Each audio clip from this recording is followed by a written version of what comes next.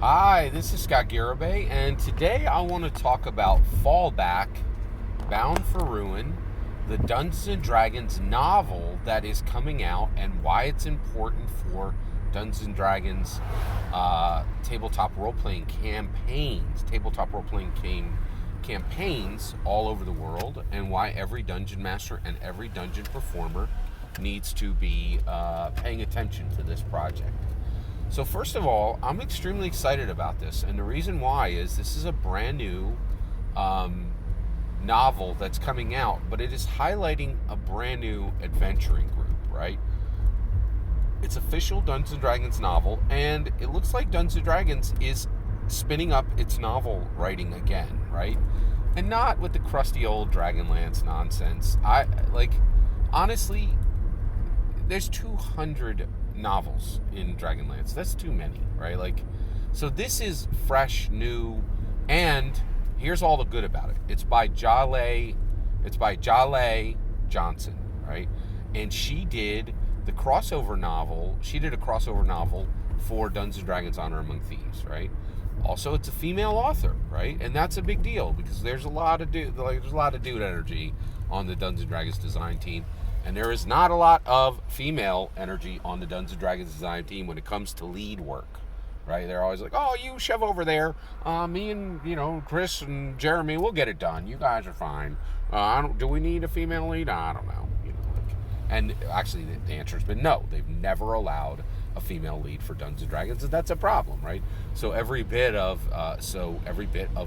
female design is important. And this is female fiction coming from Dungeons & Dragons, and I think it's really extremely important, right?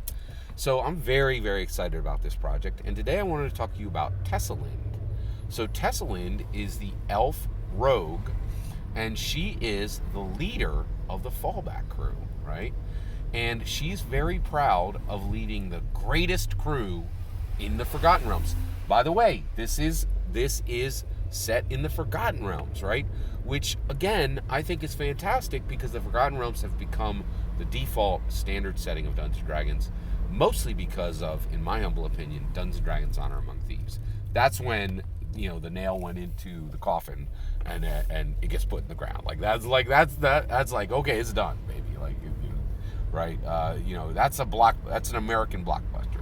Hundreds of millions of dollars hundreds of millions of dollars of revenue. That's a blockbuster, in my humble opinion.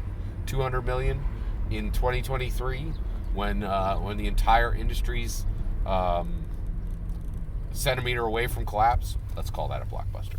All right. So I actually think. Oh yeah, I guess I'm mixing some content in here, but in my humble opinion, Dungeons & Dragons: Honor Among Thieves earns the moniker American blockbuster. I really think it's earned it, right?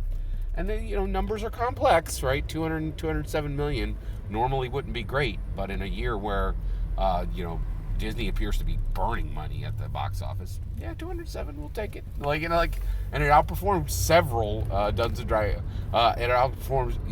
Dungeons & Dragons outperformed Disney films this year. Hey, that's interesting, right? That were in the same competition block, right? Right, very, very interesting. So I thought that was really interesting. And so Tessalynd is this elf rogue, and there's a lot here. So one, she is really proud to be the leader of the foremost Forgotten Realms crew, right? The most dangerous adventuring party that exists in Forgotten Realms. And everybody's like, no, Tessalynd, your group ain't the best. And she's like, not yet. Right? And even more than that, she is confident of her ability to make the crew the best in the lands, which is pretty amazing, right? And I love that. I love that she's like, we are going to be, her goal is to be the best adventuring group in all of Forgotten Realms. And that's epic. That means, they're going to vary their adventure types. It's not all about money. It's not all about heroing. It's not, it's a robust platform position from Tessalynd. I love that. In addition to that, what I really love is she's a rogue, but she's the leader. That is, you could almost see that, Jaleigh, sat down and was like, let's take the bog standard regular story, right? And let's chuck that, right? Let's make everything fit correctly, right? And that means juxtapositioned, right? So normally the rogue's in the back, right? They ain't the leader, right? But here the rogue is the leader, and I love that. I love that. I think that's really, really brilliant, and I am super, super psyched for Fallback, Bound for Ruin. I'm going to purchase this day one when it is ready in physical copy, and I cannot wait to read it. What are your thoughts? Are you excited as I am for Fallback, Bound for Ruin? I'd love to hear your thoughts, and also your thoughts on Dungeons & Dragons novels. I'd love to hear what your experience is with them. Every single word of that is my humble opinion. What's important is when I get to hear your humble opinion when you get in the comments and send your traffic. Please consider subscribing, and have a wonderful millennium.